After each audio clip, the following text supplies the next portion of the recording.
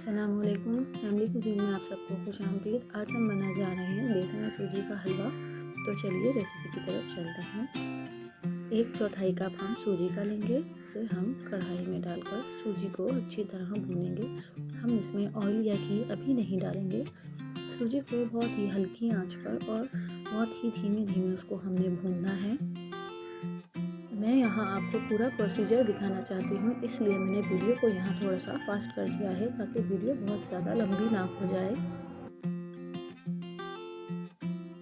सूजी को हमने बहुत ही धीमी आंच पर भूनना है और जब तक उसका कलर चेंज ना हो जाए जब तक भूनना है। अगर हम इसे तेज़ आंच पर भूनेंगे तो ये जल जाएगी। तो देखिए हमारी सूजी का कलर चेंज हो गया है, ये तैयार है। अब हम इसे एक बाउल में निकाल लेंगे। सूजी निकालने के बाद अब हम कढ़ाई में 2.5 से 3 चमचे देसी घी के डालेंगे। देसी घी मैं अपने घर का बना हुआ ही तमाम इस्तेमाल करती हूँ। वीडियो देखनी हो तो मेरे चैनल पर मौजूद है। और उसके बाद 2 कप हम इसमें बेसन का डालेंगे।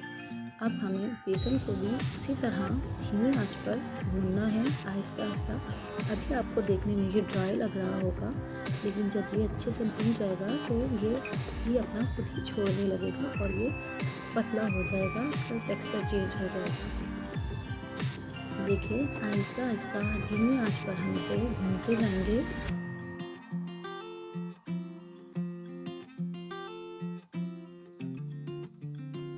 देखिए इसका टेक्सचर आहिस्ता आहिस्ता भूनते भूनते ये चेंज होने लगा है और ये देखिए यहाँ पे ये पतला भी हो गया है। अब हम इसको अच्छी तरह भूनेंगे और भूनकर इसे हम बाउल में निकाल लेंगे। जिसमें हमने सूजी निकाली थी उसी बाउल में हम इसे भी निकाल लेंगे। ये सब करने के बाद अब हम एक पैन में चीनी का 1 कप लेंगे और 1 कप ही हम इसमें पानी का शामिल करेंगे और चीनी को आहिस्ता आहिस्ता चमचा चलाते हुए पकाएंगे। पानी डालने के बाद हम इसमें खुशबू के लिए इलायची का पाउडर डालेंगे 1 टीस्पून। देखिए आहिस्ता आहिस्ता चीनी को चमचा चलाते हुए हमें पका लेना है। चीनी जब सारी घुल जाए और एक रेशे का शीरा बन जाए, एक तार का शीरा बन जाए, तो हमें इसे फ्लेम को बंद कर देना है।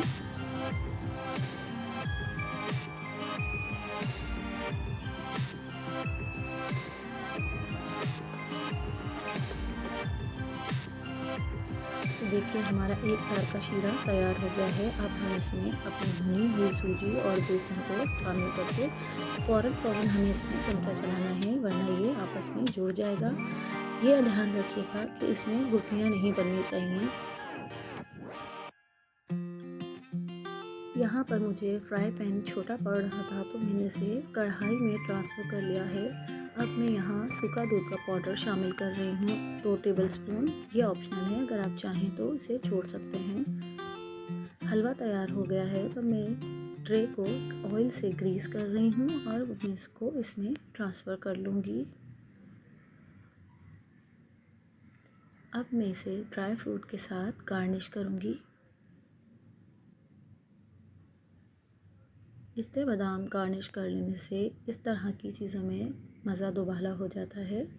तो देखिए मेरा हलवा किस कदर खूबसूरत लग रहा है और डेफ़िनेटली ये जायके में भी बहुत ही मज़ेदार था। आप लोग इसे ज़रूर ट्राई कीजिएगा।